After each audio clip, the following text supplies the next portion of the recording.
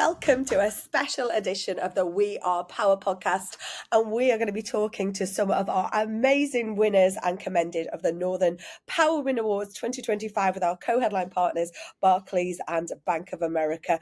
We've held 2 drop-in sessions to have conversations and chats and hear about the stories behind some of our winners and commended. Let's get started.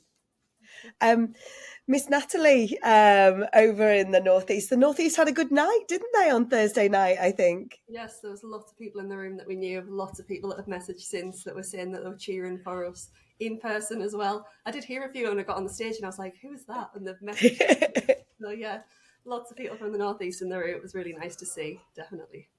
I had Amar Mirza on the table next to me and he kept going, there's more from the Northeast. There's more from the Northeast. And I'm like, they get everywhere. It was a good night. It was a shame the wonderful Kim McGuinness couldn't be with us. She was poorly recovering from appendicitis the day before. We sent her best. But what does it feel like? We only saw you over in the Toon just before Christmas, didn't we? Yeah. And so it was wonderful to see you on that stage on Thursday. Yeah, I mean, we're thrilled. We're all thrilled. Like everyone has said, I think we were shocked as well. I think it was just like, it was really nice for us as well because it was like a full circle moment for us. Myself and Millie were the ones who accepted the award, but we used to be Nuvo participants when we were children. So it's nice that we've been able to develop and grow with the company. And I think that shows the work that Nuvo does do and the impact that it has on the people we work with, that we could be up there celebrating on behalf of Bethany as well, our founder, who used to be our dance teacher. 100%. And Bethany has been nominated in probably the early years of Northern Power Awards as well. Tell me what your 3 words are. I would say thrilled for the first one, motivated to do even more, and grateful as well to have been recognised as our micro-organisation at such a big event. It's so prestigious, and lots of people have already got in touch and celebrated with us. So lots of good things already. It's not even been a week yet, so definitely better things to come as well. It's a beautiful full circle story, isn't it? Now, the trophy we know has made it to the Northeast, but it was touch and go after that after show party, right? yeah, lots of dancing, lots of trying to protect the bag as we were dancing, lots of old school dancing around the bag as well. That's what Emma said today. She was when you speak to Natalie, I literally watched them dancing around the bag. That's proper old school disco, that, Natalie. Well, it had to be protected, but it made it back up, and now it's on the windowsill in our office for everyone to see. So it's nice and safe now.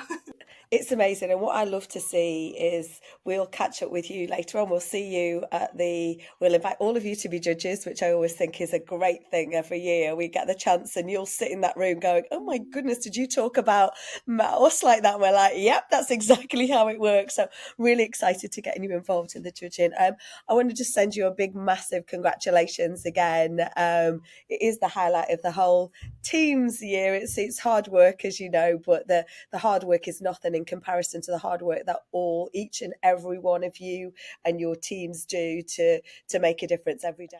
Kirsty, DWF Law, winners of our large organisation. How did you feel? Oscar-esque, I'm sure.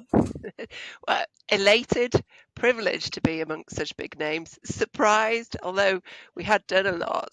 Everyone's done a lot in that room, so it was a shock, I have to say, but we were so over the moon and it was exactly what we need. Oh no, I'm thrilled for that. Tell us a little bit about DWF Law, what you do and what you're proud of, because like you just said, you do a lot, you do a lot, but so's everybody. But tell us what you do. So we're a leading global provider of integrated legal and business services. So we're across 26 countries and we run across 3 different sectors: legal services, insurance services and legal operations. So we do a lot of tech that supports the legal solution. So it's not just a bunch of lawyers, it's a bit more than that. And we have about 4,500 people, heading up towards 5,000 at the moment. So quite hard to corral, but the ESG and sustainability strategy, which incorporates our DE&I strategy, is something that's global because we align it to the Sustainable Development Goals, and it's something that we can all really get behind. And it's very different depending on the locations that we're in, but it is driven from Manchester, which is our head office, and where we started. We started in Liverpool and Manchester, so the majority of people will be about 2,500 in those two offices. So that's where we supercharge everything, but then get it out elsewhere. So proud of the fact that we run from the north, but we run globally, and it's truly global. And I was delighted to see the questions that you had in relation to the category of what do you do around the Sustainable Development Goals. So it was like, well, actually, we've got this big campaign on Sustainable Development Goals. So that was wonderful. It was like it was written for you, Kirsty, is what it is. That week it was.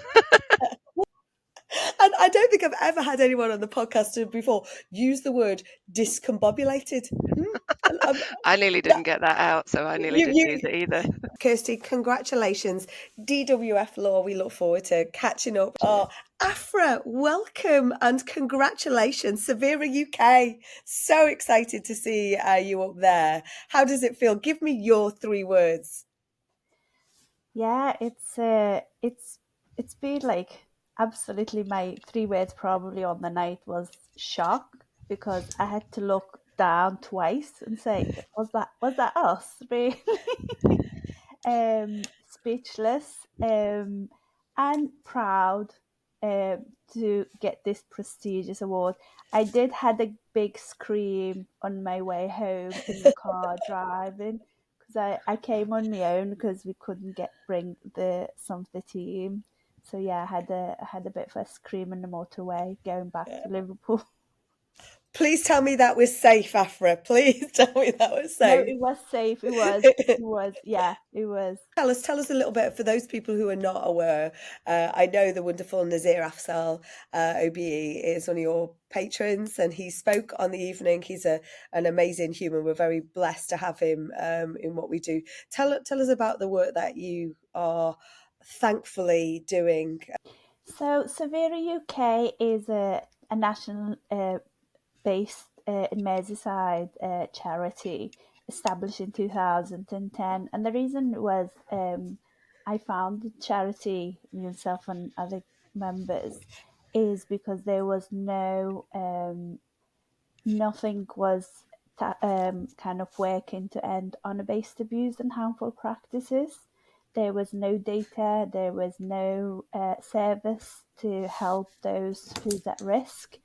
So it was quite a long challenge in terms of when to if anybody at risk. So I made it on myself to establish an organisation just to raise awareness. I never knew really that it will come to where it is today, and the aim of it is to end honour-based abuse for good.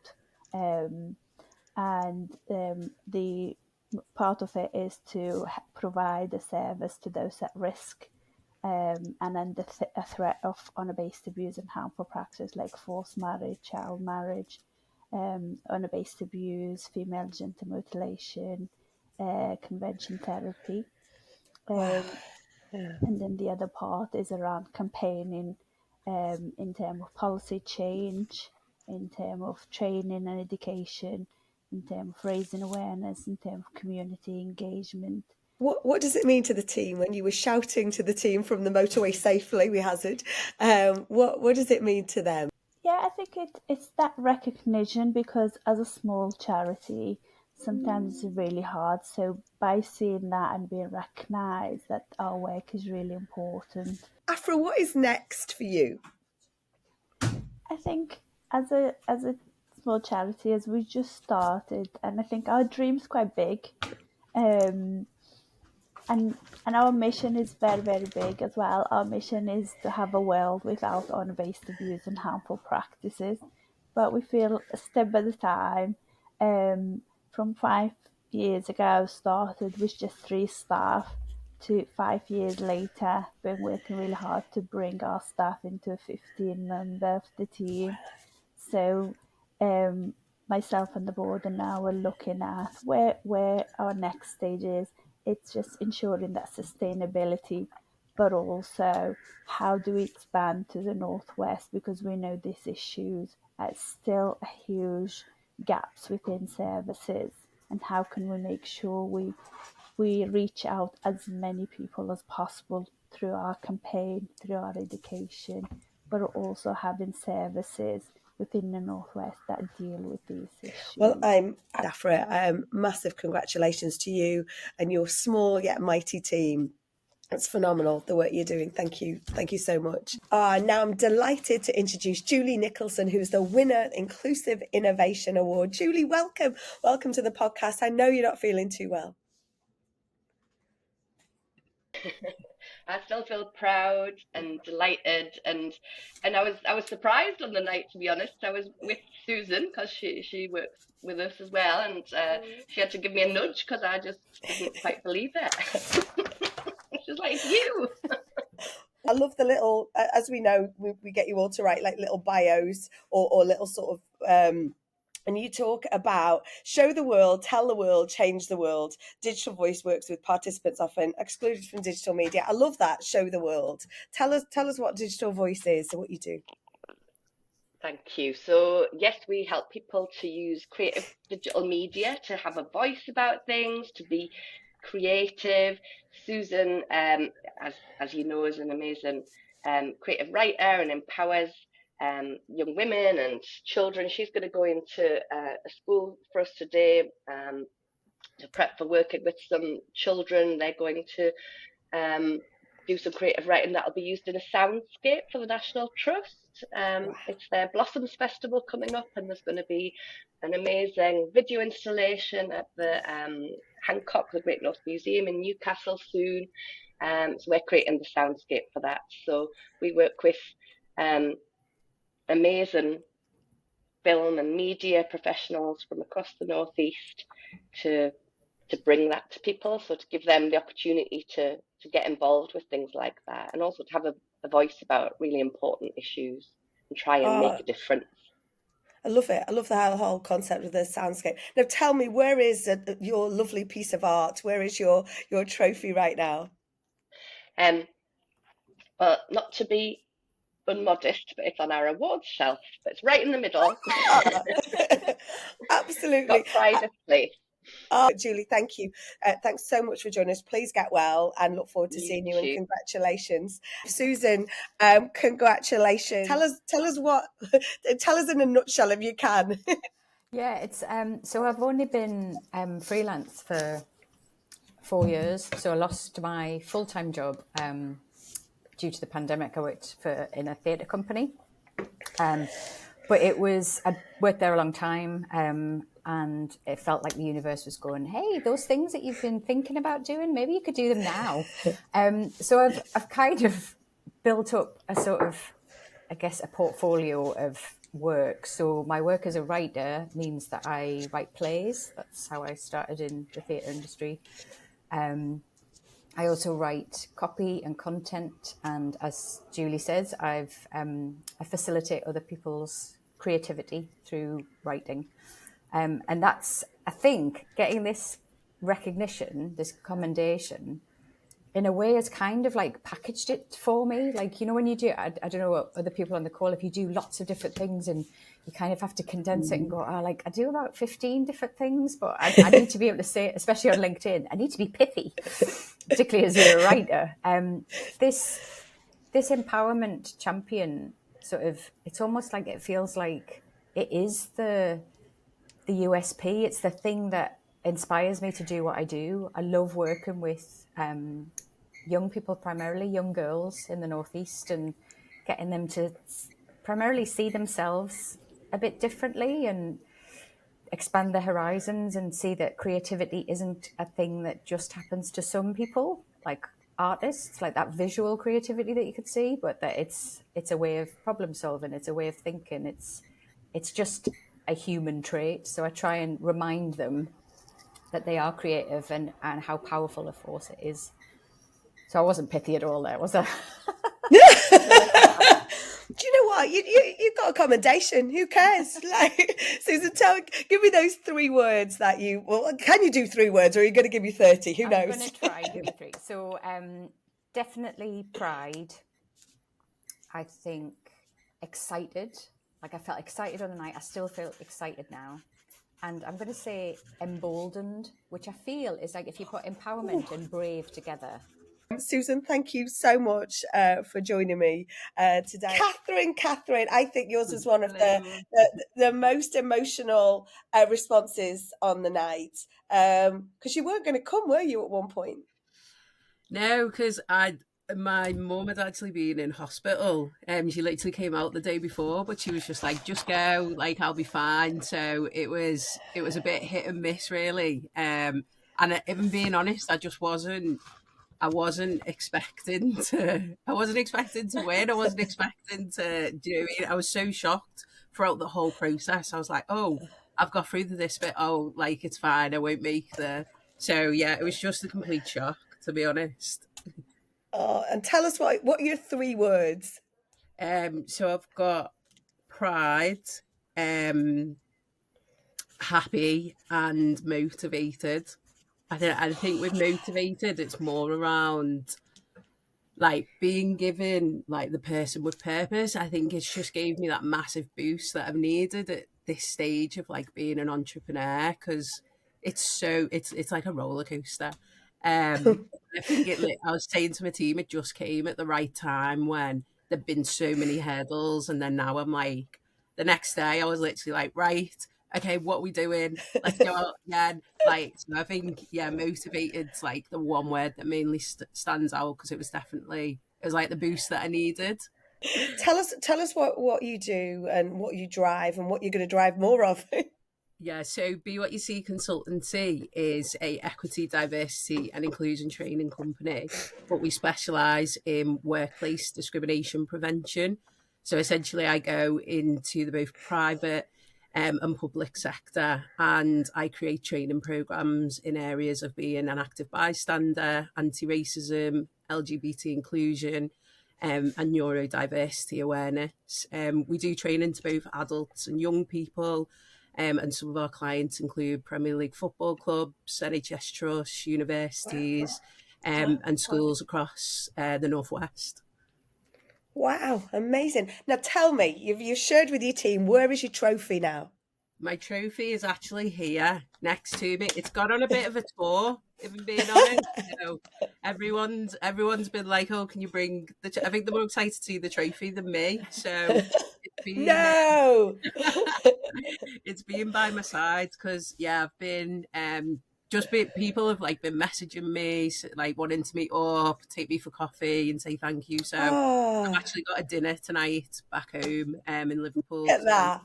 Look at that today, and so yeah, I feel like it's weird, like taking it on tour everywhere, and everyone's like, "Oh, let me see it." I love that. Thank you so much for dropping in today. Thank you. I really appreciate it. Thank you, Juliet. You've been billed as a legend. Welcome. I don't know about that. I mean, the legends come with age. I think that might be my experience. Age is just a number, Juliet. What are your 3 words, Juliet? I think for the night, glamorous, because here I am sitting in a warehouse at the moment, and my life isn't very glamorous. So, it's just such a great experience to sort of share in that. Inspirational, because there were just so many amazing stories, amazing women. And not just the people who won awards, but the people sitting on the tables that we talked to on the way in and out. And I think connected as well. Connected is a really important word for me, because I think where I've come from, it's felt very isolated at times, that sometimes you're in your groove doing your thing and no one's recognising you, no one's giving you an award for it, and you're just slogging away, sort of unrecognised, unnoticed. And just to feel that connection, and I think, the power of women coming together and supporting each other is just absolutely priceless. We've got to be cheerleaders for each other, whatever we're doing. And I think, that's something we've all got the ability to do, and we need to do more of. 100%. Just tell us about Feeding Families. So Feeding Families just started on my dining room table, just helping one family who I found who were in food poverty. And I've come from quite a difficult background myself. I've had quite a lot of challenges in life, but at this point, when I came across this family, I had the ability to go to the supermarket, fill my car with food and give it to them. And I just felt so blessed that my life had turned around to such an extent that I was able to do that. And, you know, it wasn't a grand gesture in lots of ways. But what happened from that is I met other people who said, well, I would do that. And I thought, you know, it's just a matter of enabling people to give that kindness, to share that love. And I just started to match up a family who needed help with somebody who would help them. And it went from there. So we started as a Christmas charity the first year. I hope to help 50 families have a lovely Christmas. We helped 719 the first year. Oh, wow. The last 2 years, it's been over 10,000 just at Christmas. Oh my God. And last year, we haven't done the stats for this year, we'll do it at the end of March, but last year it was 46,500 families that we supported through the year with over 1 million items of food. And it's all it's all the power of one. You know, I say to people, it's not that you're all going to give me £1,000, but if you could give me a can of beans, if you could give me an hour of your time, if you could just give me something small, together we can make an absolutely massive impact. And that's what's happened. People have just bought into it and come on the journey and are still coming on the journey. The need's there, it's increasing, we've got more demand all the time. But the more people I can get on side in whatever way, whatever contribution anyone can make, then we can harness that, we can do something with it. Wow. And we saw you, didn't we, when we were over in Newcastle just before Christmas, when we were doing an event over there. And wasn't there some kind of rumour that you're trying to retire? So I have a date. No, we're not listening. Line in the sand, 19th of December will be my last working day with Feeding Families. I am then going to go away for a holiday and decompress. But that is not the end of me, so I'm looking for my next challenge. I think it's time to hand this wonderful work on to somebody else to do who can take it to the next level. But I think I'm an entrepreneur at heart. I want to start another fire somewhere else. So, you know, open to offers, ladies, you know, who can you connect me with? You know, what can you suggest? I'm up for it. Juliet, you're amazing. I'm so glad to hear nothing's been hung up and you're ready. You're ready for post 19th of December. Well, should we give you into 26? You could have Christmas off. There you go. Yeah, and then you you get you back. Thank you, Juliet. You are truly amazing. Joe Clarke. Hi. A very, very, very emotional evening for you, I know. Congratulations. You were in the loo, weren't you? Yeah, because sorry, my battery's just about to go. I absolutely didn't think that I'd win at all. And then when I came back from the loo, my friend was saying, "You've won." I was like, "What?"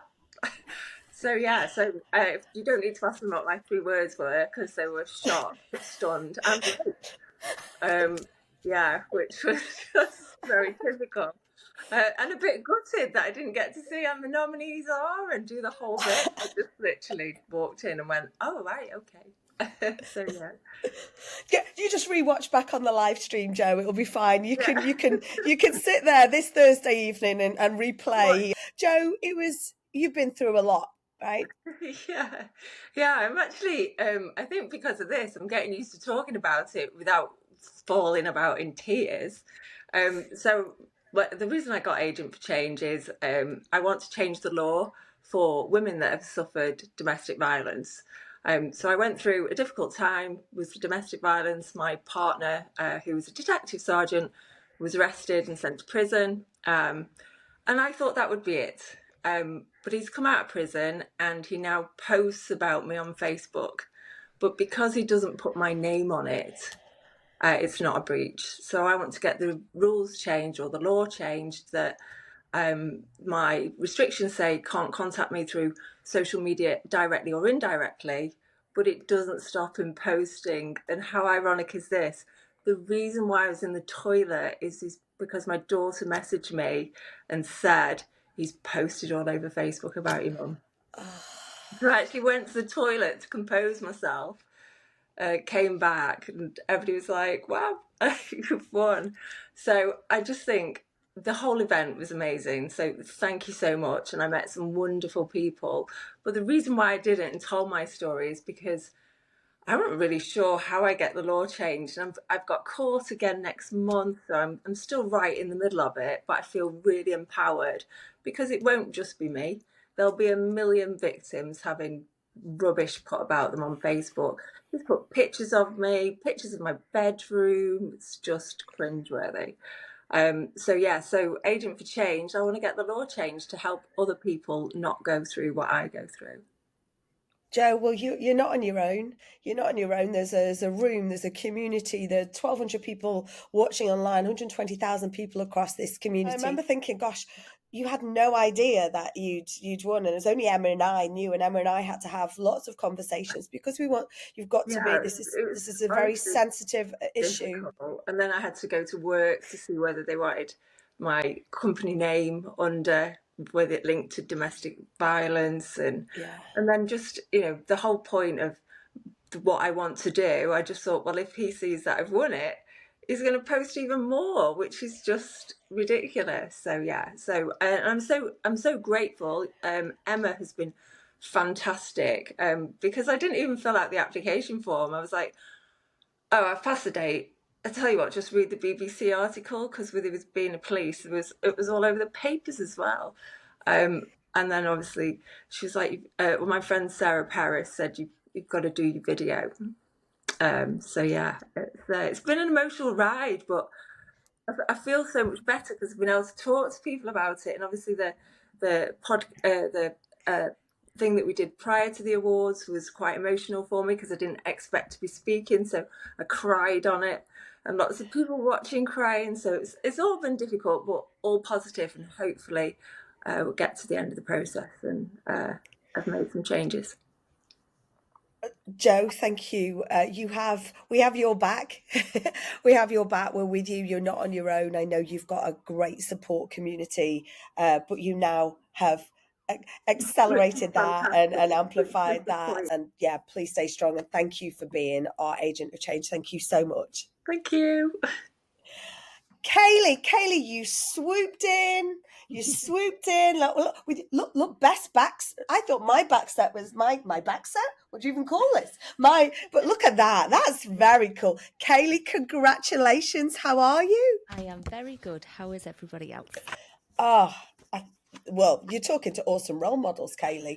Now, you sashayed up on that stage. I'm not going to lie. It was a sachet. It was like, hell yeah, I've got a commendation. What were the 3 words that you felt? Seen, heard, and connected are my words. I think as a mother, we are often silenced in so many ways to just get on with life, and this is the cards we've decided and we've dealt, and we absolutely love being mothers. But I think to have the recognition is really important, to know that we are seen, we're heard, and obviously the whole mission of Mama Social is combating isolation and loneliness and being connected. So being in that room was really inspiring, and the table I was on was fantastic. We had a real good natter and a laugh, and it was great. And where is your trophy? Oh, it's on my desk out there. Over there. What do you think this will, Catherine's already said, like, the day after the awards, it's like, I'm in the team and we're on it, we're going to do it. Jo's taking on court next week. Susan's off to a school in a short while and has already said stuff out loud that she's going to have to make happen now. So what are we holding you to account for, Kayleigh? I think the mission of Mama Social is bigger than me. It's bigger than the team. It's something that it's everybody's now. It's not a need for me to heal. It's a community need to heal. So it's really just about getting in front of them big corporates, getting in front of them big brands, and just making them aware that they can support and push the movement forward. And how long have you been at Mama Social been around? 2 years officially. The first year was just, I was on maternity leave. It was never a business. It was, how do I stop myself from, this is so frank to say, and because of the therapy I've done, I can say it with just so clear clarity, is I try to kill myself. So standing on the bridge that I was trying to find a way to put Eva, the baby, down so that she could be saved was something that I couldn't do, knowing that she was not going to be okay. And if I had a pram, I wouldn't have been here today, because I knew somebody would see a pram. So I had to go back home. And as soon as I walked back home and opened the door, it was as if every emotion I'd not felt in 5 months had all came rushing back at the same time. And I spoke to my husband, we set up therapy, we just really got deep into how to get me back. Now, one of the ways was I just put on Facebook, anybody finding parent crap, I'm going for a walk at this time at this location tomorrow. I turned up the next day and 9 mums were stood. And I had a little cry, and I was like, okay, I'm not alone. I'm not like disconnected from reality anymore. So that first year, it was just, let's go for a walk, let's go for the gym class, let's go to a dance class, let's just feel everything. And then I went back to work, and I felt like I needed to be doing that. There was a reason. My story is not unique. That's the terrible thing about it. We all know somebody or have felt the challenges of becoming a mother. And I knew I needed to do more. So within 2 years, well, since 2 years, we've now got over 20,000 members across the country, over 70 parent leads that walk every single day, really, across the country, just providing and facilitating the growth of the new modern village. Like they say it takes a village to bring up a child, but it actually does. It's that sentence that's been like, oh, it's like it takes a village. But we're not actually meant to do this disconnected. We're meant to do this in a community. Like, well, how do you do this in this modern world where we're so disconnected and so isolated? So we facilitate the modern village. Wow. My God. It's just that, I'm without words, Kayleigh.